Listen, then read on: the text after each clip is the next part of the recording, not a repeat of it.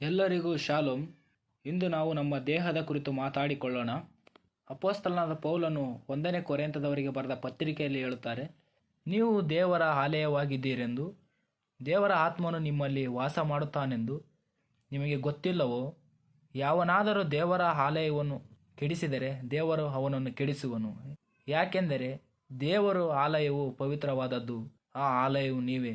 ನೋಡಿ, ಅಪೊಸ್ತಲನಾದ ಪೌಲನು 1ನೇ ಕೊರಿಂಥದವರಿಗೆ ಬರೆದ ಪತ್ರಿಕೆಯಲ್ಲಿ 3:16 ಹೇಳಿದ್ದಾರೆ, ನಮಗೆ ಎಚ್ಚರಿಕೆಯಾಗಿ ಹೇಳಿದ್ದಾರೆ. ನಮ್ಮ ದೇಹವು ದೇವರಿಗೆ ದೇಹಾಲಯವಾಗಿದೆ. ಬಹು ಜಾಗರೂಕತೆಯಿಂದ ನೋಡಿಕೊಳ್ಳಬೇಕು. ಯಾಕೆಂದರೆ ಈ ದೇಹವು ನಮ್ಮದಲ್ಲ, ಈ ದೇಹವು ದೇವರಿಗೆ ದೇಹಾಲಯವಾಗಿದೆ. ಈ ದೇಹವನ್ನು ದೇವರು ತನ್ನ ಆಲಯವನ್ನಾಗಿ ಮಾಡಿಕೊಂಡಿದ್ದಾರೆ. ಈ ದೇಹವು ದೇವರದಾಗಿದೆ. ಆದ್ದರಿಂದ ಈ ದೇಹವನ್ನು ನಾವು ನಮ್ಮ ಪಾಪಗಳನ್ನು ದೇವರ ಮುಂದೆ ಒಪ್ಪಿಕೊಂಡು ದೇವರಿಗಾಗಿ ನಾವು ಬಾಳುವಾಗ ಈ ದೇಹವು ಪೂರ್ಣ ಹಕ್ಕು ದೇವರದಾಗಿದೆ. ಈ ದೇಹದಲ್ಲಿ ದೇವರು ವಾಸಿಸುವರಾಗಿದ್ದಾರೆ. ಈ ದೇಹವು ದೇವರಿಗೆ ಆಲಯವಾಗಿದೆ. ಆದ್ದರಿಂದ ಯಾವುದೇ ಪಾಪ ಕೆಲಸಗಳನ್ನು ನಾವು ಮಾಡದೆ, ಈ ಲೋಕದ ಅಭಿಲಾಷೆಗಳಿಗೆ ಒಳಗಾಗದೆ, ದೇವರು ನಮಗಾಗಿ ಕೊಟ್ಟಿರುವ ಕಾರ್ಯಗಳನ್ನು, ಒಳ್ಳೆಯ ಕಾರ್ಯಗಳನ್ನು ನಾವು ಸಾಧಿಸುವುದರ ಕಡೆಗೆ, ದೇವರ ಸುವಾರ್ತೆಯನ್ನು ಸಾರುವುದರ ಕಡೆಗೆ ಈ ದೇಹವನ್ನು ಉಪಯೋಗಿಸಿಕೊಳ್ಳೋಣ. ಈ ದೇಹವು ದೇವರಿಗೆ ದೇಹಾಲಯವಾಗಿದೆ. ಬಹು ಜಾಗರೂಕತೆಯಿಂದ ನೋಡಿಕೊಳ್ಳಬೇಕು. ಯಾಕೆಂದರೆ ಈ ದೇಹವನ್ನು ಕೆಡಿಸುವವನಿಗೆ ದೇವರು ಕೆಡಿಸುವವರಾಗಿದೆ.